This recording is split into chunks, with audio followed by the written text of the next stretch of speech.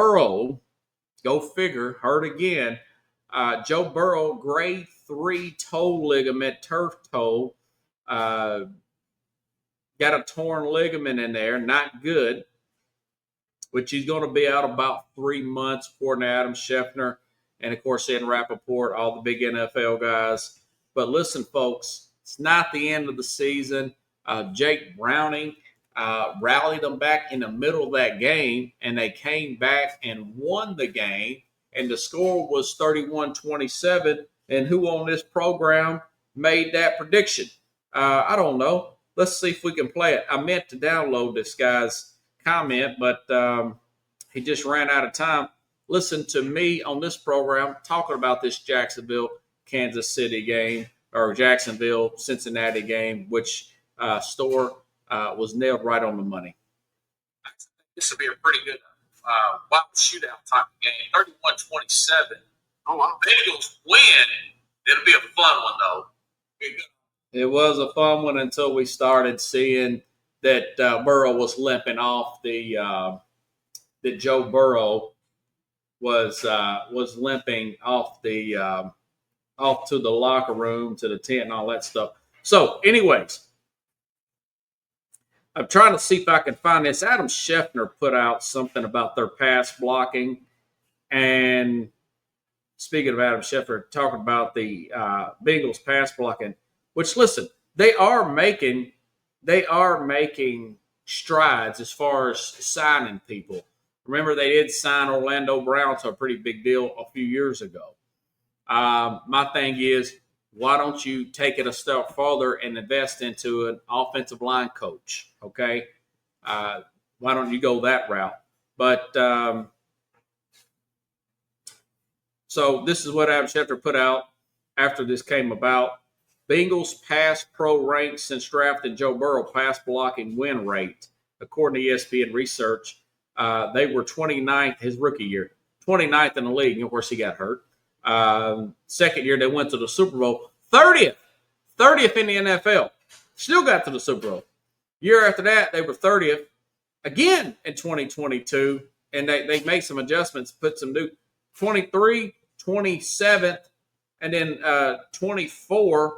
32nd. They were dead last in the league and pass blocking. And, of course, they're 28th this year.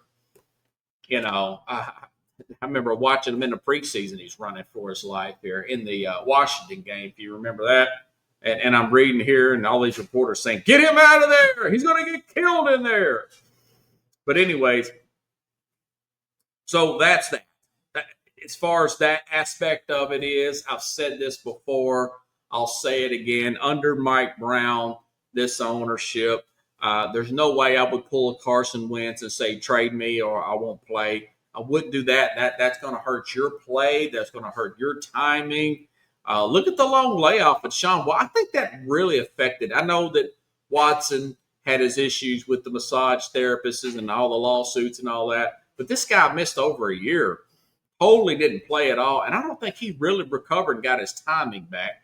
Not comparing him to Deshaun Watson, but it took Carson Palmer a while. Once he eventually did get traded to the Raiders of all teams, it took him a while, and he was awful with the Raiders. And eventually, he moved off and went on to the Arizona Cardinals and had a decent little run there. Got to an NFC Championship game, if you don't recall, back in the day, and they lost to that.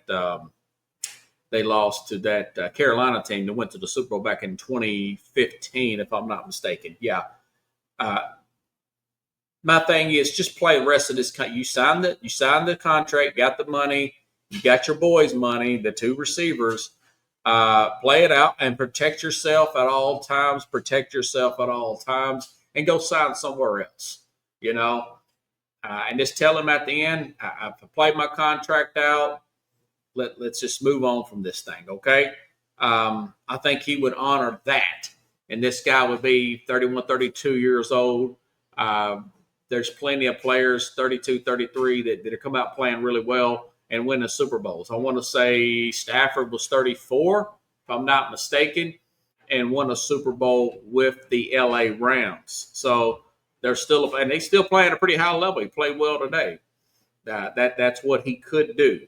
That's what he could do. So, anyways, or they can simply move off Zach Taylor, bring in a better running game type of coach, get a Gary Kubiak type of. I'm surprised they didn't pay Al Golden any money, and they fired Lou Enamorano last year on the defensive side. That was the big story. But those are disturbing numbers there as far as the pass blocking is concerned there for Joe Burrow.